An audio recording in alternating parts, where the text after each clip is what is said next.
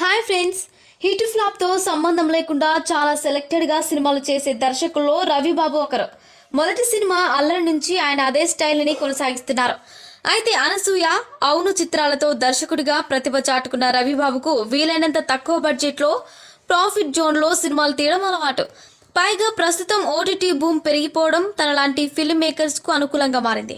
ఈ నేపథ్యంలో తనతో పాటు పూర్ణ ప్రధాన పాత్రలో తెరకెక్కిన అసలు ఈ మూవీని డైరెక్ట్గా ఈటీవీ విన్ యాప్లో రిలీజ్ చేశారు. అయితే రవిబాబు రూపొందించే సినిమాలో వరుసగా నటి పూర్ణకు ఛాన్స్లు ఇవ్వడంపై కొంతకాలంగా నెట్టింట రూమర్స్ వినిపిస్తున్నాయి. వీటిపై తాజా ఇంటర్వ్యూలో మరోసారి స్పందించారు రవిబాబు.